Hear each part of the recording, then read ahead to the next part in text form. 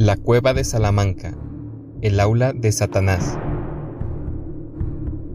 Todas las ciudades tienen lugares especiales, en los que historia y leyenda se cruzan, y en los que el peso de esta última se impone al de los hechos históricos.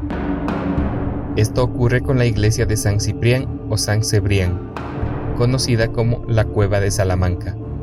El espacio que ocupa la cueva es en realidad la sacristía de la iglesia.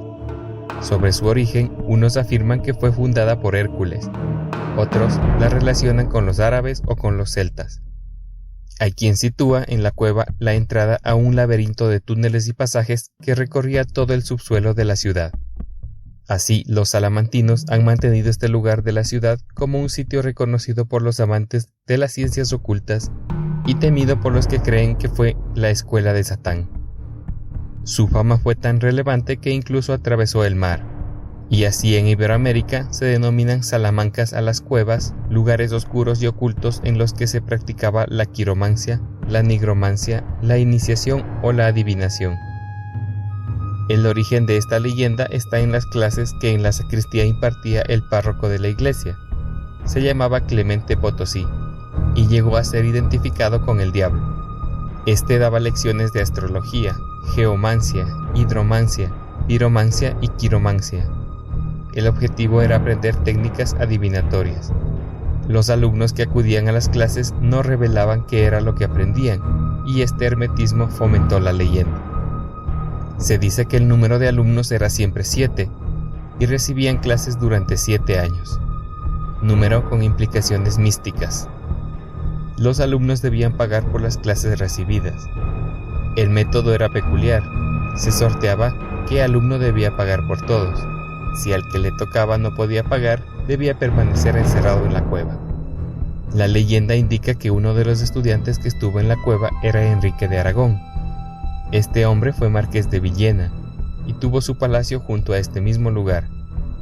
Al cumplir los 7 años de aprendizaje en la cueva, el marqués perdió el sorteo y debía pagar las clases a todos sus compañeros, pero se encontró en la situación de no tener dinero para pagar, por lo que fue encerrado en la cueva. El joven Enrique no se resignó a su destino e ideó un plan para poder escapar. Para ello se ocultó en el interior de una tinaja, la cual estaba tapada de diversos objetos que se habían ido acumulando. Al ocultarse en la tinaja, procuró que los objetos quedaran tal y como estaban para no ser descubierto.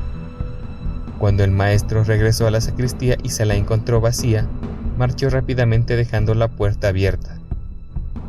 La situación fue aprovechada por el futuro marqués para escapar a la iglesia donde se ocultó.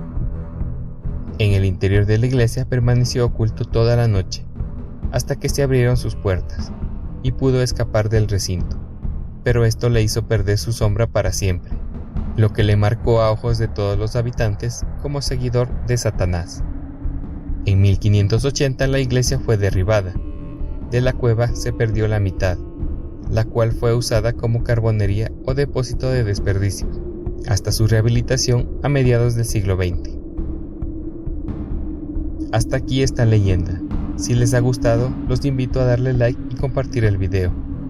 Si aún no eres parte de esta comunidad, te invito a suscribirte al canal y seguirme en Facebook e Instagram para descubrir más contenido como este.